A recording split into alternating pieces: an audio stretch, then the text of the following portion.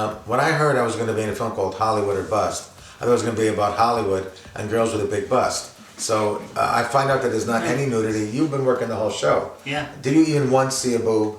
I've seen a couple side boobs, but That was in the dressing room by accident. Yeah, well, not yeah, it wasn't on purpose. See anything below the waist? Again, on accident. Jacob is actually fun to hang out with. He's actually a fun guy. So when he directs, you want to do what he wants you to do, you know, because he is, and plus he knows exactly what he wants. Some directors let the actors and the other people run with it sometimes, and that's okay too. You give an idea. What Jacob does is you give him an idea. He might think, good, use it. I was like, that sucks. Don't use it. So he has in his head exactly the kind of movie he wants to make. Yeah, he does. So it's fun to work with someone like that because he didn't want to work for a director who's like wishy-washy. Oh, that sounds good. Let's try that. I have done about 120 mainstream films. Some of them are actually A-list. I worked on Studio 54, which was Harvey Weinstein, and I worked on Detroit Rock City, the Kiss film for New Line, and of course Orgasmo for the guys who did South Park. And the biggest one I've ever done is Boondock Saints, because I had a huge audience around the world, and I played Vincenzo. And this film, you know, Hollywood or Bust, fits that category because it's funny and it's sexy and it's totally like almost PG-R rated. You never see any nudity, so this can go on any kind of network because there's nothing in there that is too spicy. It's true. And it's very sexy. Mm-hmm. The girls they did an amazing job of casting. There's not one girl in here that's not gorgeous. The makeup artist is good looking. The producer's good looking. Everyone here is good looking except me. The story is called Hollywood or Bust because it's about what really goes on when girls come off the airplanes or right from some little hick town somewhere in America. Oh, you're from Montana. Sorry if I said hick town. I think no, it's true. Yeah. No, but they come out from to try to get famous or get big, and work in Hollywood, and they don't realize that it's tough. You might have been the queen of your town, Broken Arrow, Oklahoma. When you come to Hollywood, you're not a big fish in a little pond. You're an itty bitty little fish in a huge pond, and that's why this film is called Hollywood or Bust, because it's people who really have the desire to get there, and it's just tough. A lot of girls work as extras, you know, and they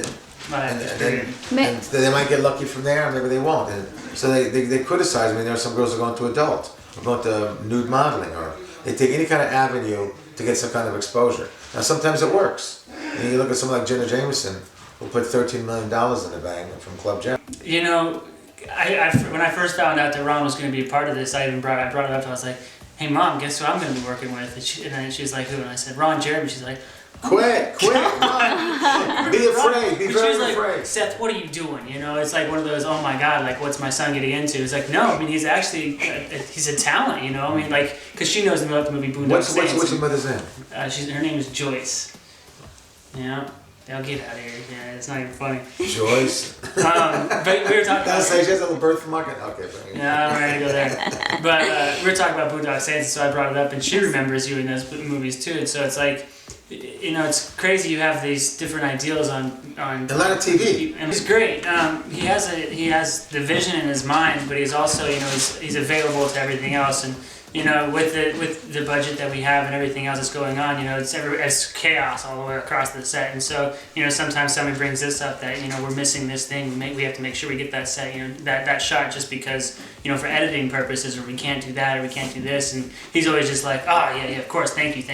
So he's open to the idea of new ideas coming in between the producer of Giovanna. You don't have to say nice things. You already have the job. No, I mean, it is nice. I mean, It's the last day. What's it gonna do? Fire you? I have nothing bad to say about it. You know, I mean, it's been an experience. You know, it's been trying on the entire crew just because of the budget and timing and everything else. You know, to go into a film, it's a difficult task. It is difficult to come into Hollywood, no matter where you come from.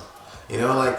You know, there are girls who get abused, you know, getting these phony casting companies, you know, who tell a girl to come on down, you know, and then you have to pay for the photographs, you have to pay to register, and you have to pay for this, pay for that. And they don't realize the best way to get that shot is to study and take acting lessons in your own community. Absolutely. While you're still making a living doing something else. Want to be a waitress? Go ahead. While you learn your craft. Then when you learn and you're doing a good job, your teacher might have connections to get you some auditions. Maybe you'll do theater in New York, or theater in St. Louis, or theater in San Francisco, or a theater in Washington.